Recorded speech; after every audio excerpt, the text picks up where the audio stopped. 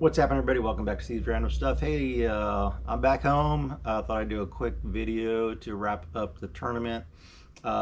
Just kind of go over the results. Didn't get much at weigh-in, and overall, Jerry and I finished in third place. So good results overall. We only had 6 boats out there, and our total weight was around 19 pounds for the 2 days. Steve Lemieux fished by himself, and he had about 24 pounds, 25 pounds, somewhere around there for second, and then Andrew and Dustin finished as in first place with somewhere around 35 pounds for the 2 days. It was kind of tough overall. The first half, Jerry got 2 on the crankbait, lost one. I think had one come off and broke off another fish. That could have been a catfish. And I had one on the jerkbait, and we just couldn't get anything going that first half. It's kind of a tough time because we're fishing 3 hours of daylight and basically 3 hours at night. And it was dark. It was no moon. Sky full of stars. So if you want to go stargazing, it was a good night. But it was dark out there. Even for Clearlake, with all the lights around the lake, it was pretty dark getting around. So the field of your depth perception is kind of off when it's that dark. But you know, using the electronics, the GPS on the Garmin's, they're really good, and got around safely. And you can just slow down and not go fast.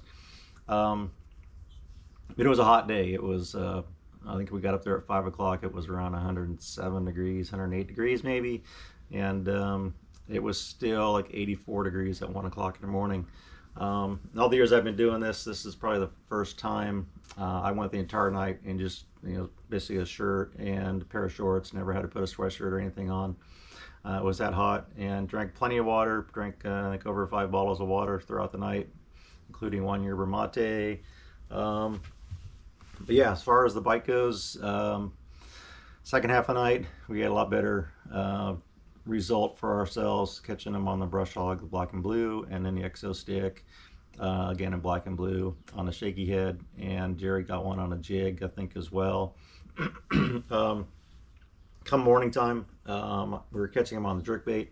We ran from the south end up to the north end, and as expected, we got a really good jerkbait bite. Caught several fish there in cold several times as well, so that was very helpful. Throughout the night, we did catch some catfish, and I think if we had a catfish derby, I think everybody out of 6 boats, I think all 6 boats had at least 1 catfish. And just to kind of show you, these aren't small cats. These are 12, 15. I think somebody said they had one probably close to 20 pounds. This is what my shaky head looked like after getting it out of the fish's mouth. This wire here on this side is this is what it looked like before the wire keeper. So I have no idea how that fish managed to straighten that wire keeper out. But just to get this hook out of the fish's mouth, that's what it looked like. Again, before, and this is a Woo tungsten shaky head, and after. The other bait I caught one on was the Vision 110 Junior +1, and I'll get that to stop shaking here. See, that back hook is just destroyed. It's got 2 prongs left. The front hook's even bent.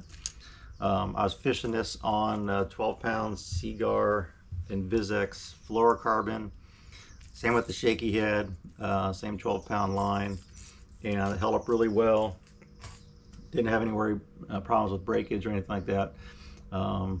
Those catfish, and these are 10, 12-pound cats. Pull, and that line held up fantastic. So glad to just get my baits back on there.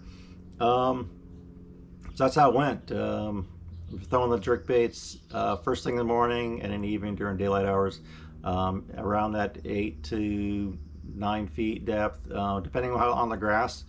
You can go 6 or 7 feet depending on the grass level. If there's no grass, you can go there, but some of the areas we're fishing, the grass was up to, came up a couple feet off the bottom, so we're in at like 8 feet. But I was seeing fish on the Garmin Live Scope.